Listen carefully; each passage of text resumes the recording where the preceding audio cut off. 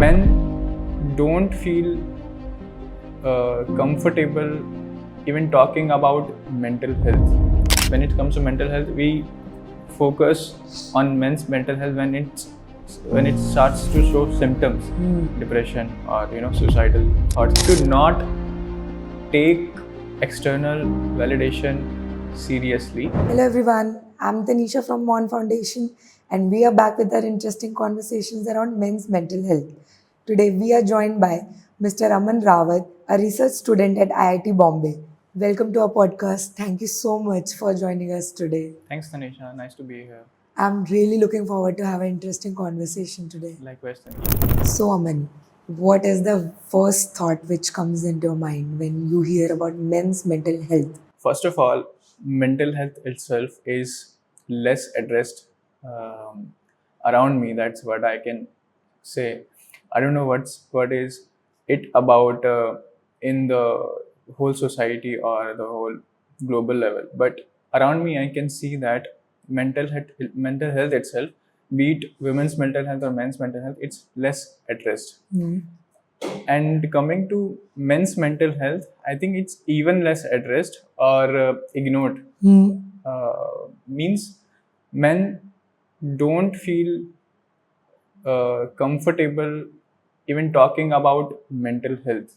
Forget about how they feel or what are the issues. Just the term mental health sounds like something that they need to get away from. The conversation itself is uncomfortable. So, right, this is what I feel about when I hear about men's mental health, that it's almost non-existent to, it's not being talked about. Right. What do you think is the major reason behind that mental health itself, which we often speak about physical health, Right. but we don't often speak about mental health? Why is that? Why it can't be normalized as much as physical health? It should be normalized. Why it is not being normalized, I'm not pretty sure of. But I think when it comes to mental health, people are always, I would not call it shy, but they are not in a space, or they are not confident that if they talk about their mental health, there would be someone who would listen to them without judging them. The fear of judgment is there, be it for women or men. I think men struggle with a bit more because the friend circle that they have is not very open to sensitive topics like mental health or being vulnerable. So, what is the most common problems you see around yourself men are struggling with today? So let's say, even if the mental health is being addressed in a social setting, the approach is to see the symptoms, be it depression or suicides. The aspect of mental health which is being addressed is to catch the symptoms and not find the root causes of it. When it comes to men's mental health, while the root causes are the most important, means if we address the root causes, it would be so much more effective. The root causes actually are to be seen as a performative person. Means you have the ambitions, or you have the social duties or personal duties to fulfill. For example, you are only likable if you are successful. You are attractive if you have this much money. You are allowed to be vulnerable, but once you have proven that you are strong. So these are the things which men think are the rules, but this is not true, right? You can be vulnerable regardless of either you are successful or not. Not correct.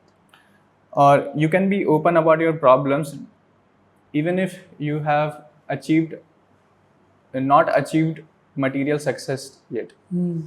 So this is what I feel is this is what I noticed around me. What is your opinion about when it comes to vulnerability? What is the difference between men showing vulnerability versus women showing vulnerability in front of their friends and family? So the main thing that stops from showing vulnerability or being vulnerable to the friends is the fear. Fear of being looked at as a weak person, right? Or risk, risk of um being looked at like a weak person, or the person who hasn't gathered himself, the person who is not confident with himself. So these fears stop a person from opening up in front of his friends, and the friend circle is such that we have a gym friend, we have a work acquaintance, we have our buddies, the friends we hang out with. But when it comes to discussing problems at 2 a.m. that is really bothering us, we find out that there is no one that we can call to from our boys circle who can really help us, or just talk about this particular thing that is bothering me. Correct. So we have our social groups in such a way that I'm talking about men specifically, Yeah. that we have a social group but not an emotional group Group. or a person. And what is the difference in women than in men? I think women's, in my knowledge, I cannot say for everyone, but what I notice is women are more likely to have someone. It can be their mother as well, or their best friend, or their roommate that they can open up to at 2 a.m. in the morning, at night, at the middle of the night, they can call someone. And in general, women are better in expressing emotions. And it's a great quality that men should learn, how to express your issues genuinely to a person without feeling that, okay, this person is going to think that I am weak or I lost at life. So, do you think young working men today are mentally exhausted trying to balance career expectations and life? Exhaustion, I don't know, but the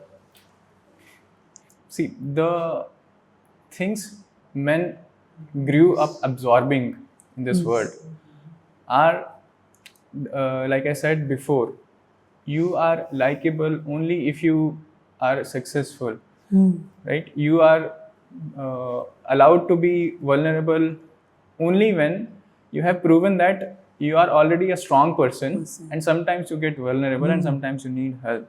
When you grow up in such an environment which does not allow you to be vulnerable, or talk about your mental problems or little things which are bothering you until you have done something big, until you have a certain uh, quality, or you have just not made it yet, the competence is not there. So that's the reason the young people are even more hesitant towards talking their thoughts out, because they think they are not eligible yet. They need to arrive somewhere to talk about certain things. No one will listen to you until I am successful. My juniors even won't listen to me until I have done some significant progress in my work. This is what young people think. So this is what stops them, maybe, which I don't know about exhaustion. You talked about exhaustion in the professional setting, but this is the thing which stops them from talking about their situations, maybe. So, moving forward, do you really think that the foundations laid by the society that मर्द को दर्द नहीं होता, be a man, behave manly, is really have to do with men not openly talking about their problems, men not openly discussing about their emotions? So it should not, but it is.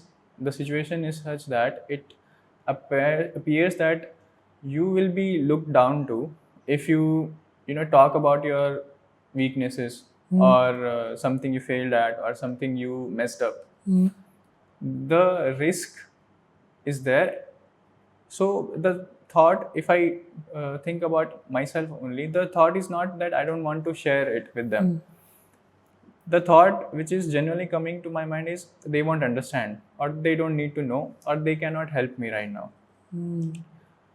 Right? So the issue is not whether I want to, I should or not talk about it, or the issue rather would be uh, even if they cannot fix me, right? Or even if someone cannot help me getting out of my situation, how okay I am to still be talking about my weaknesses and the problems that I'm currently having. And of course, the societal stigma is there that if you open up about your shortcomings, then people will look at you like that only. And, okay, this person is not reliable. He's not, uh, a person who we can go to when we need help or something. Correct. So, like being a research student at IIT Bombay, there might have been situations where you might have felt overwhelmed about certain, submissions, might be a research, something related to your academic, but you couldn't, discussed it to anybody, or you wanted to speak about it, but you couldn't. Was there any situations? Yeah, there were some situations like that when you just don't feel comfortable talking about it to your peers or your colleagues in the academic setting, or your supervisor or your friends even. So what would happen is there is something bothering me, and which is not huge, to be honest, which is something very little about my relationship with my colleagues is not going very well, or I'm feeling misunderstood in my workspace, a very little thing like that. And the academic setting is such that you don't have a lot of space to talk about what are you struggling at personal level. Correct. Right? You must get over things and perform regardless in a working space, right? Correct. So this is the fundamental thought. So, research comes with a lot of consistent hard work, uncertainty, delayed results. So, how does that affect your mental health and your mental resilience? It is true that in order to do good research, you need to be consistent and smart about your work. Means not arithmetically smart, but smart in the way that you know what to do when, and how much time to spend on which thing. And things are supposed to go wrong in research. Means you cannot have a research career with only ups, and downs will come more often than ups. So the mental resilience plays a big role, in my opinion. And I am I am a researcher who is still learning how to do research. I'm not a researcher who is already an expert in his field. I'm a research student. So these are the things that I'm still learning, how to be focused at one thing, even if it's not producing results in a short time, right? Maybe I'm working on a thing for 3 months and still haven't got anything, and the project is only 6 months long. So I need to keep pushing and make myself believe that okay, I cannot stop, because the results might come in the 5th month itself. And that should not, the need of results should not bother me from working hard today. This is what I am still learning. How it affects my mental health is it's just training my brain to be consistent, and you need to be mentally strong to do that, right? No matter what you are feeling should not bother how you are at work. Correct. Even though when you are not feeling well mentally due to some different issues back at home or with your relationships, with your friends, anything, it does affect you and your work, right? So research bounds you to learn these things. These things, my what I mean is being not being completely fine and still being motivated about your work. At least you need to be confident that at least I can do what I'm good at, even if I'm not totally fine mentally. Correct. You have been at IIT for some time now, and you have been seeing so many peers who are quite intellectual and hardworking, who have done so much hard work just to get entry here. Right. But do you really think that their mental health is good or up to the mark, or they really need some help, or they're not very aware about their emotions, what they went through and what they are right now? I cannot comment on how everyone is doing mentally. However, I do see that people, some students, they need to slow down a bit and think about their present self or where they are going mentally, not professionally. They will be successful in life. Material success will definitely come to them. What I think about them and their mental health is they need to be, or even I need to be more self aware that the goals that I have in my mind, are they actually mine or are they planted? Do I need to achieve them really, or is it something that someone has told me is feels great once you go there? And some of my friends, when I talked with them, I came to know that they never wanted to come here. Okay. It was just their parents who wanted their child to be in an IIT, so they did not disobey their parents, and studying for something and setting up a higher goal is they thought it's not going to hurt them. It will give them stability at some point anyways. Correct. But now I have also met people who change their paths after coming here. They actually did not follow the set paths which every IITian does. Do a BTech, then learn some product management, do into finance and anything, or do if you do a BTech, then you do an MTech, then you do a PhD or research. They actually sat back and thought, what do I really want? And actually they are implementing that. So I think everyone needs to sit back and think about the decision they have made and the decision they should be making right now for themselves. So yeah, I cannot comment how they're doing mentally, how is the mental health state, but this is what I think it could help a lot of people, including me. Correct. Why do many men wait until a breakdown before addressing mental health? Because this is how men are molded in the society, right? I mentioned earlier also that when it comes to mental health, we focus on men's mental health when it starts to show symptoms, depression or suicidal thoughts, anything, decrease in productivity.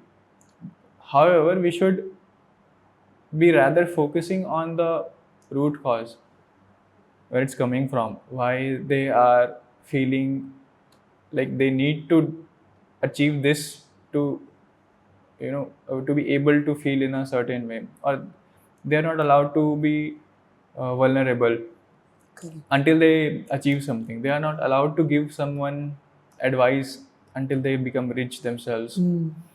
or no one will listen to them if until they make it in life. Right.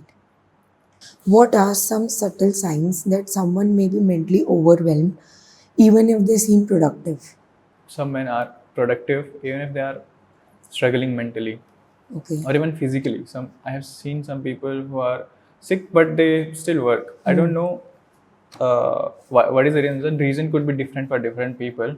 They might really love their work, Yeah. and even if they are having slight fever, they just want to go to the work and do it because it pleases them.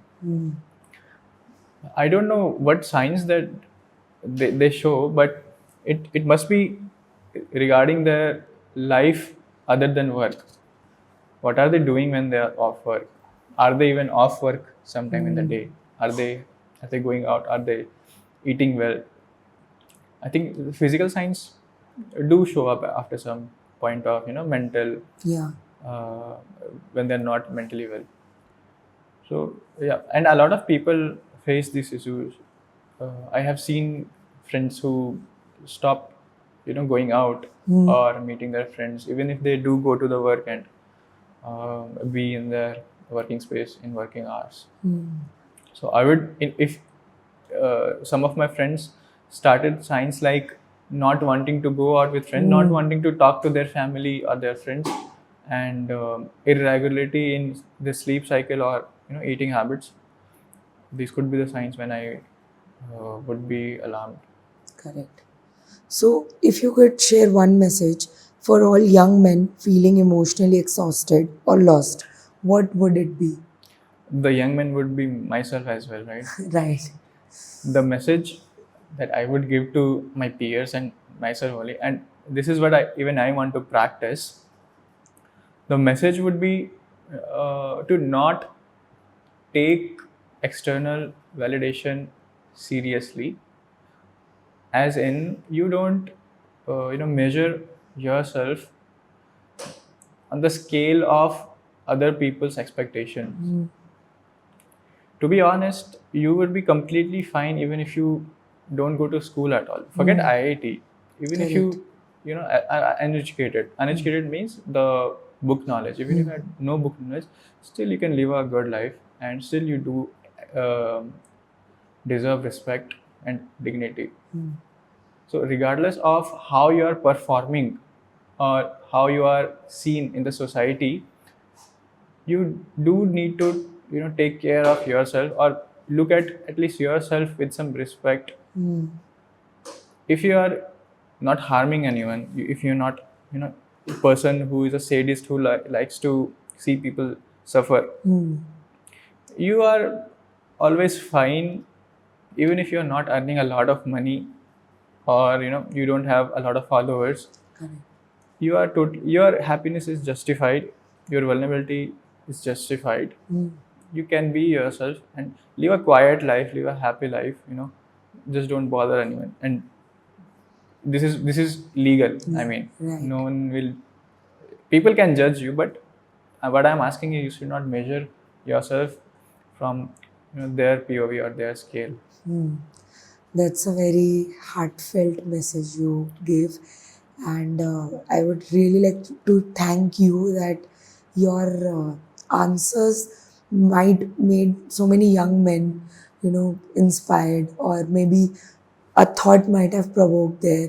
So thank you so much for giving your answers to us today. Thanks for digging into my thoughts, and I also felt a bit more aware about my thoughts, and the things I said are not coming from a perspective where I have implemented all of the things and I am giving you an advice. Correct. These are the things which I am trying to implement myself, and I would like my friends to also grow up with me Yes. and be a better person for not only for ourselves but for the society, because when you are doing good mentally, you are a helpful person automatically. Yeah. You cannot help someone when you are struggling yourself. You might help them, but it, You're it might not not helping be your own effective, self. Yeah. right? So I hope that everyone actually finds their space where they are not feeling that they are constantly being looked at as a person who either has made it or not Not made it, made it. right? Either they are successful or not successful, their emotions are still valid. Correct. And what matters to me is if they are empathetic towards themselves first, and then the other beings. Right. If you check these 2 points and only these 2 points, I think you will live a better life. This is what I believe. All the other things, money, success can come over this. Correct. That's very heartfelt ending to our podcast. Thank you so much. Thanks for talking to me.